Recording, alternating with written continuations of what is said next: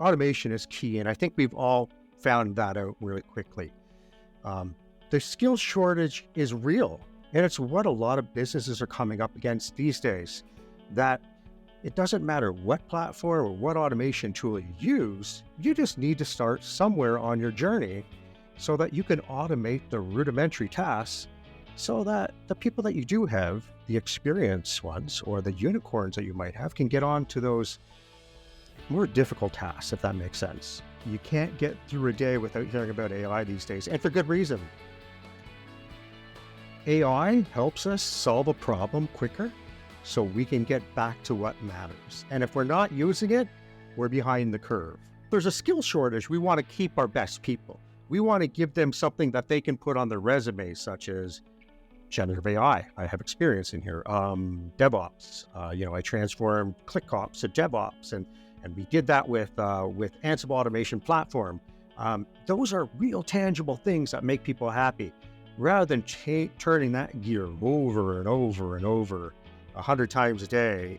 This is Solving for Change, the podcast where you'll hear stories from business leaders and technology industry experts about how they executed bold business transformations in response to shifts in the market or advances in technology. In every episode, we'll explore real-world strategies and technologies that fuel successful evolution. I'm your host this month, Marc LeBlanc.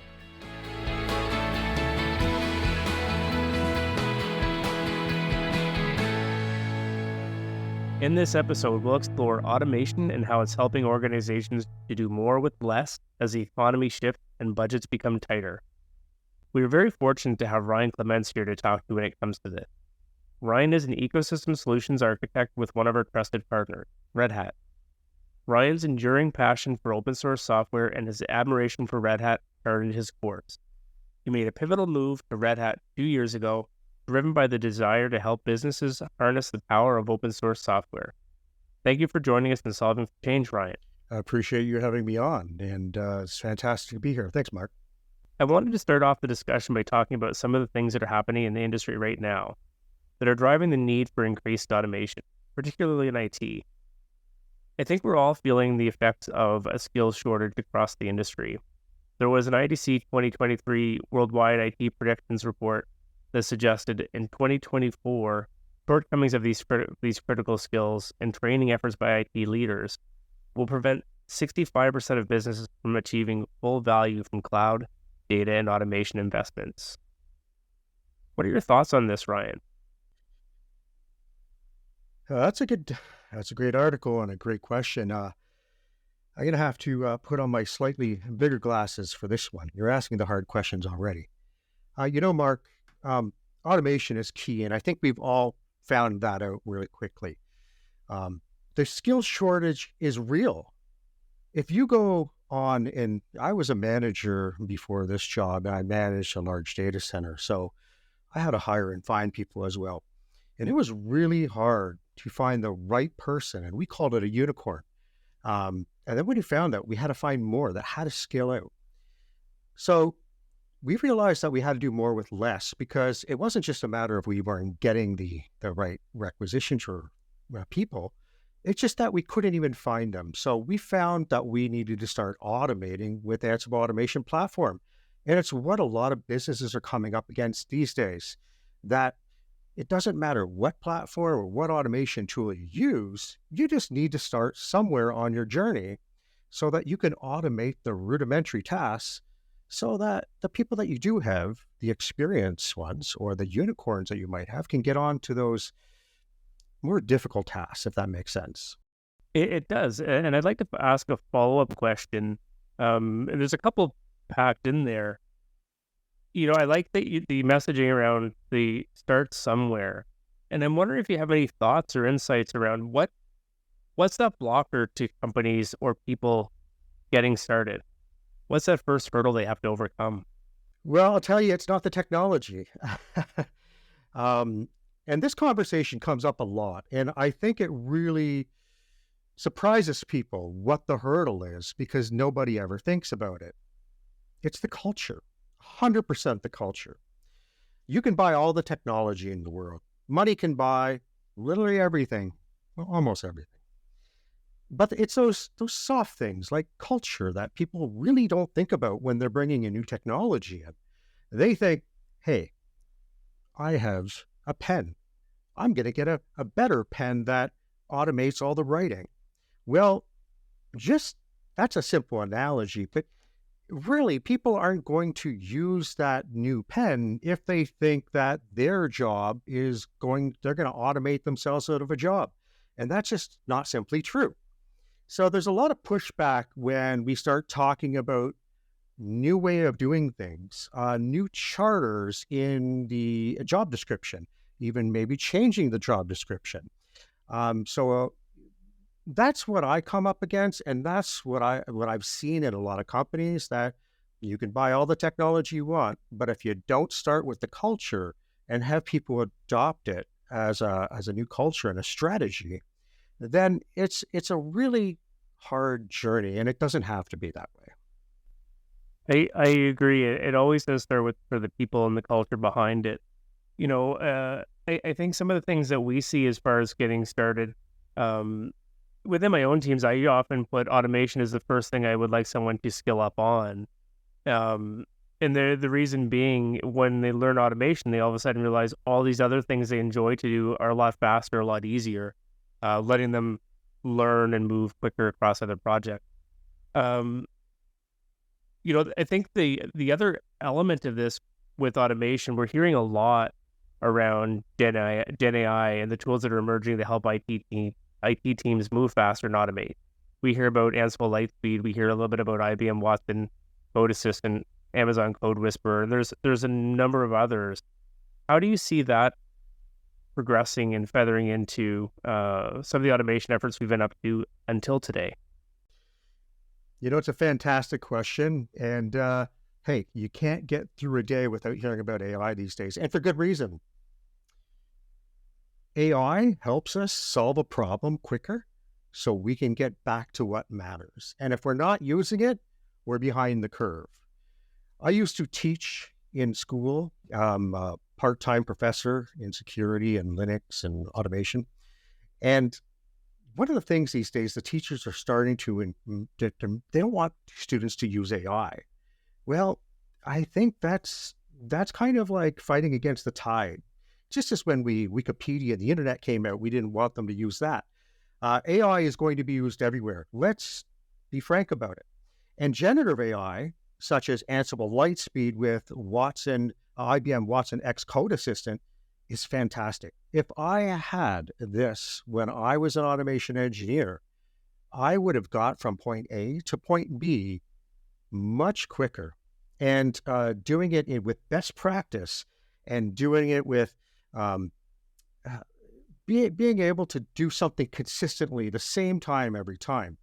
So AI is fantastic, and we really do have to look towards using AI as to augment what we're doing in a company, because I guarantee it that your competitors will be, and everyone else will be. Just give it time. I'm curious. I'd like to ask a little bit more on the culture side. I think that's an important piece.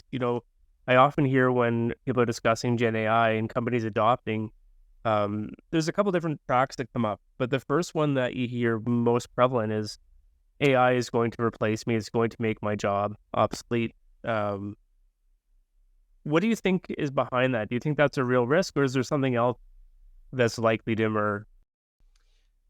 It's nuanced, but in reality, when people say that they think they're going to automate themselves out of a job, there's two parts of that. Number one, that is actually a real concern of people. They've been doing something for decades. I had a Linux engineer that I managed, and that Linux engineer could get on a Seb one call at 2 a.m. in the morning and fix that thing before I could even hop on as the manager. It was fantastic. I loved it. Um, but when we came to automate things, I realized that I couldn't get more people to scale out as the company was scaling, we had to turn to automation. I had to solve that. I say we have to do something. So we looked at automation, and I learned it, and I started implementing it and rallying the team. And I thought, wow, this is it. Everyone's going to be so amazed, and they're going to love this. How wrong I couldn't be. This engineer who could do everything, their main concern was, I'm going to automate. He thought he was going to automate himself from a job. And I said, nobody automates themselves from a job. I got a laundry list of a million great things that you can do besides expanding var log at 2 a.m. in the morning. Like, come on, we can have that automated, or we can have like a junior level knock admin to do that, so you can get your rest. So I can task you on the greater projects that need to be done. So that's one part. And the other part is you have a lot of people that have done things the same way, last 20 years. And it goes back exactly what I was saying before, but this takes a different angle. They don't want to upskill. They are comfortable with how they've done it in the past, and they don't want to learn new automation language or anything like that. They don't want to take part of that culture. But Ansible is, for example, I'm just picking on Ansible because, hey, I'm Red Hat. We love Ansible. It's a very easy language to learn. It's YAML language. It's everyday English. It's fantastic. We even have Ansible Lightspeed to write it for you now, generative AI. So that really takes that out of there. You can teach someone Ansible automation platform in a few minutes, and you can teach them to use Ansible Lightspeed pretty much with Lightspeed, right? It's a matter of seconds. You write what you want to do in everyday English, just like ChatGPT or something like that, and boom, it writes the code, the automation code, which isn't hard, but it writes all that stuff for you, and it saves a lot of time. So the barrier for entry to learning new skills used to be, go up like this. And, it took some time to get an idea of how to write things best practice. That has been flattened now with generative AI, and it's really fantastic. I'm wondering if you could comment just on the thought. So we're talking about how Gen AI make developers' lives a lot easier. They can move quicker. They can find those reference points a lot faster. Why would businesses not just go all in on this?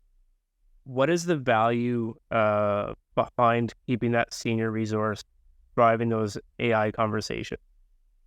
Well, I'm going to have to pick that question apart a little bit. So let's start with, why wouldn't companies go all in on generative AI? Well, let's be honest. They have tried. A lot of companies have tried. Let's be honest. Like every company that has, when ChatGPT and all the AI had an explosion last year, there was a lot of people who tried. There's a few reasons why they didn't adopt ChatGPT specifically. And I'll leave you with this. One of my favorite things to say about ChatGPT is, and let me just take a drink of water here. The best thing about ChatGPT is that it gives you the best answer from Stack Overflow. The worst thing about ChatGPT is it gives you the most popular answer from Stack Overflow. And what that means, if you don't know what Stack Overflow is, it's just a place where people can post code, and it's typically not enterprise level code. So there have been a lot of blogs from the Ansible BU and just tests from myself and everything that found that sure, it writes code, and it can do a good job to kind of get you there, but it doesn't write enterprise level code. It doesn't know your company. It doesn't have context behind your company. So that was kind of stopped in its tracks. ChatGPT was really good for, writing assignments for your little Python assignment or something like that, or home, home built projects. It really didn't take in consideration the enterprise level security and all the stuff that needs to go along with that. And I had a long time ago, one of the best security directors I've ever known, and we'll call him David to keep him anonymous. But David said no to everything.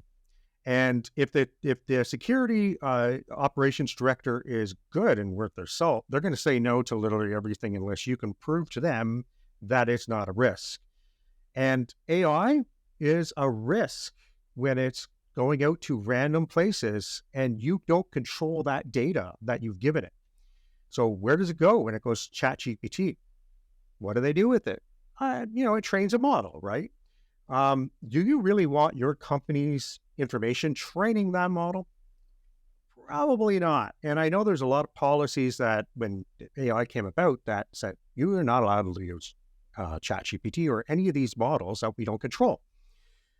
With generative AI, Red Hat Lightspeed and IBM Watson Xcode Assistant, I'm really amazed, not amazed, but happy and thrilled to see that you control your own data with that model on the IBM cloud, and you can tailor that model to learn context about your corporation and or organization and how you guys like to code.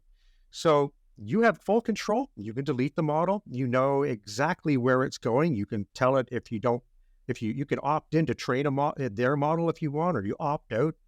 You have control, and you don't have that with some of the public large learning models that we've all learned to adopt into our lives. So there's a big security risk and concern from organizations over what people are using on those large learning models. So that's a relatively long question. I just answer to that question that I picked apart. Does that resonate with you? It does. You've touched on a number of things in there. I think it's important that people are always questioning as we're exploring these new tools that are emerging. Where is your data going? It's so easy to pop online and find a new AI tool. Let's pump our credit card in there and let's go. But you really need to think about that data sovereignty, not just within your own country. I'm talking about within your own organization. Who has access to that when it goes out into the internet? I'd like to change gears. We were talking a little bit about culture and what that looked like, and I think that's a big, important part of the conversation. You can't talk about bringing some of these into a company without touching on what is the impact of your culture and how is it going to be embraced. But the other part that always comes up is how do we start integrating these new workflows into our existing processes? And I'm wondering, maybe you could share some thoughts or insights around, if there's a company that's evaluating, considering generative AI, how do they know if it's the right solution for them? Automation is not just we didn't automate and now the whole company automates. It never happens like that. If you try to do it like that, you're going to fail, unless you're a very small startup, because that culture and everything it's a lag time. It takes some time to catch up.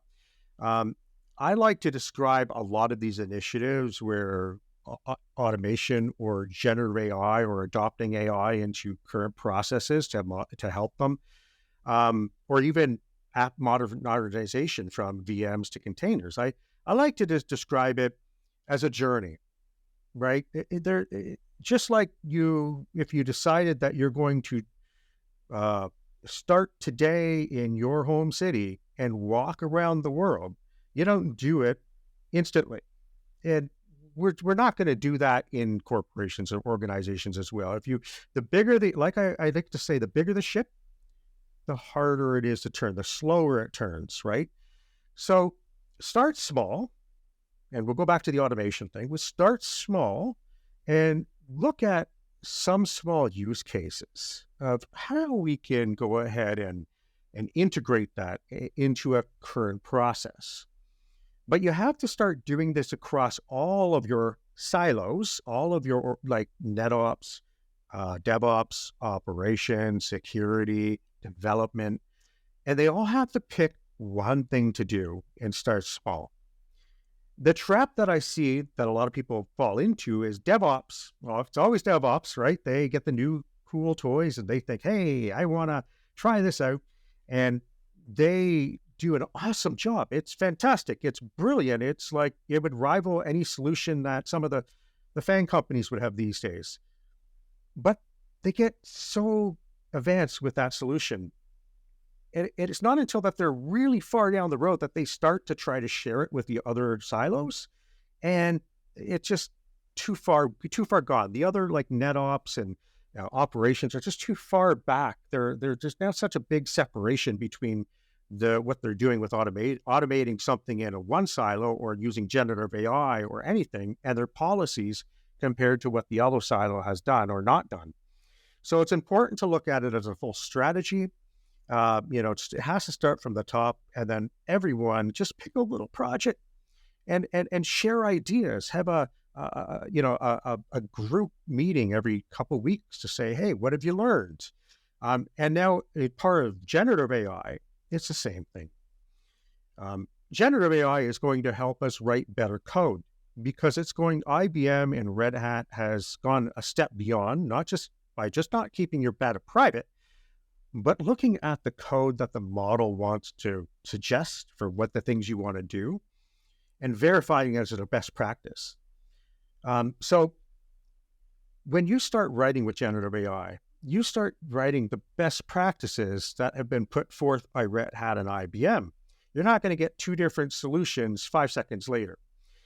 So what's that going to start to do? It's going to start to transform how everyone writes code, Ansible automation throughout your organization.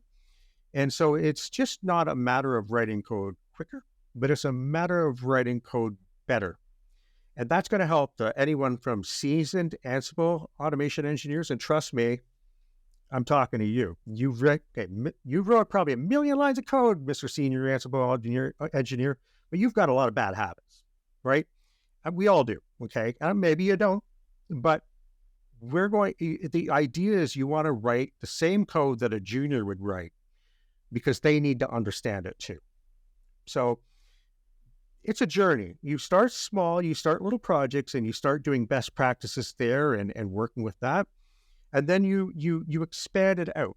You start looking at the code that you have written in the past. If you have any Ansible automation code and you want to start reviewing it with generative AI, you can shore up that code and get it consistent so that a junior can come in and say, hey, this senior engineer that was here 5 years ago wrote this and it's fantastic, but I don't understand it.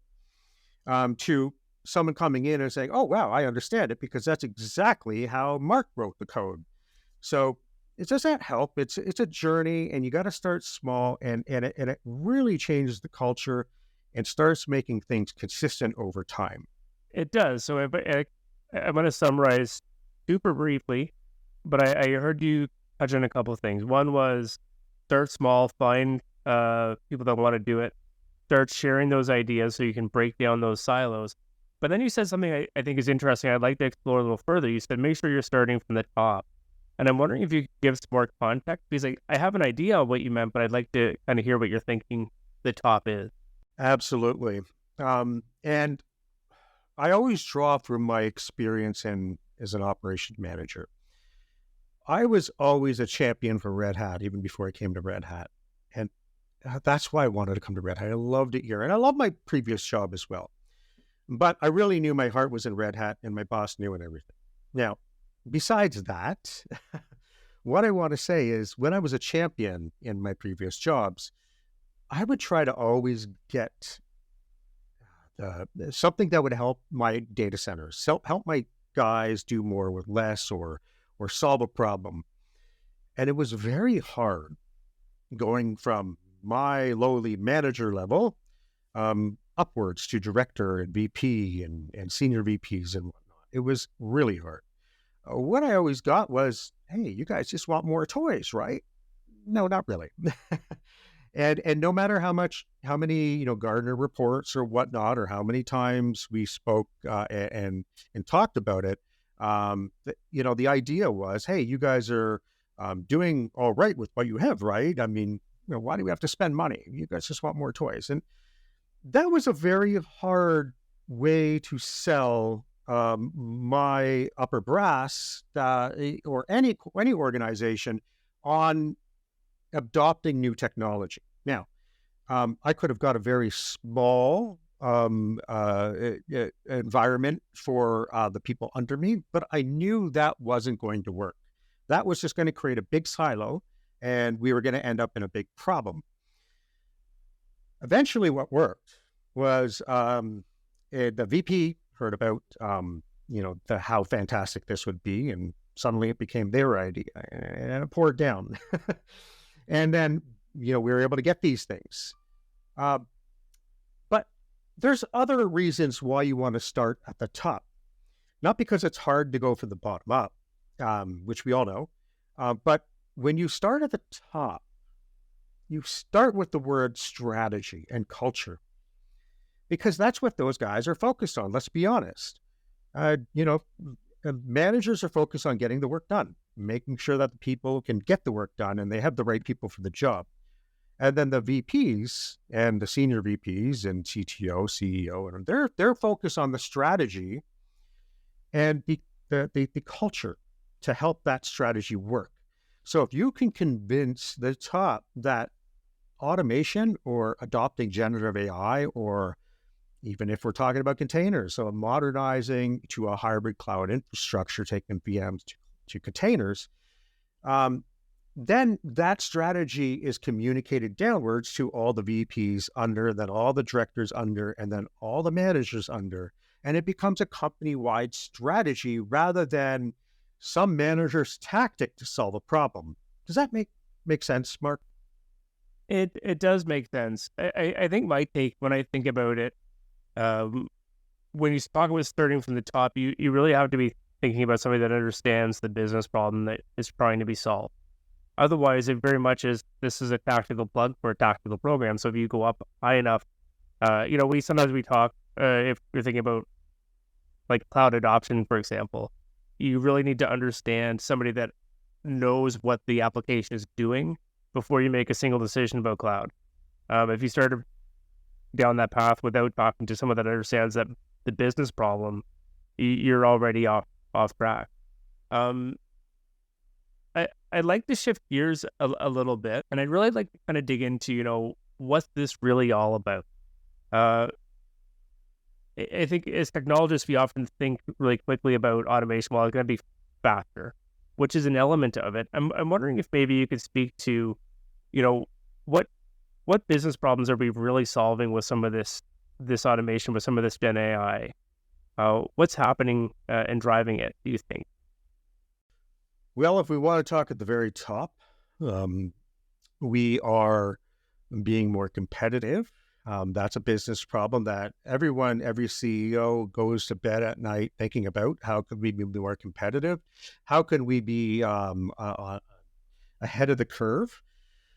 But if you want to go a bit lower, now we're talking like CFO, CEO thinks about this too, but, how can we save money?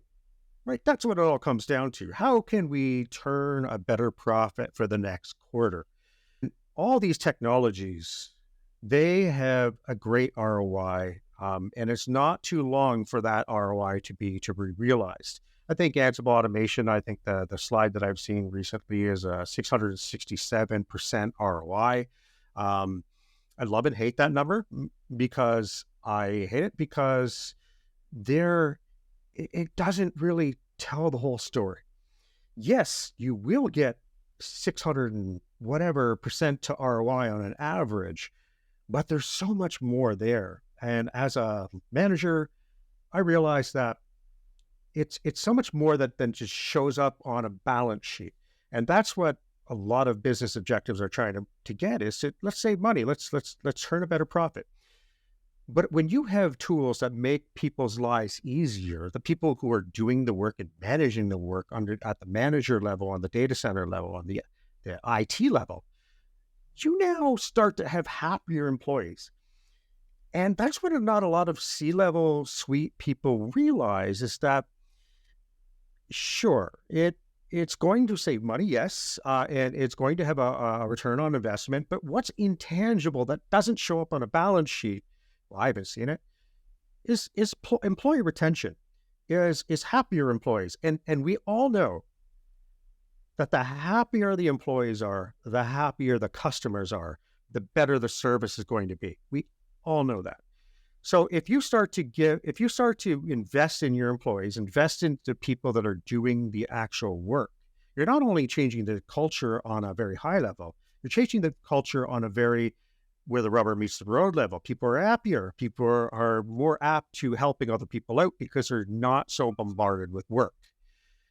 There's a million different business objectives that we could talk here about, Mark, but those are the few that I really like to center in on because that's where my experience lies. I've seen it. I've seen the front line and I've seen the cost savings and I've seen the competitiveness is being able to make a better service than your competitor because you can maintain that 5 nines or 6 nines now, and it's the service is repairing itself. Does that make sense, Mark? Did you have any other business objectives you wanted to touch on? I know I could talk here for hours, but I wanted to focus on those few.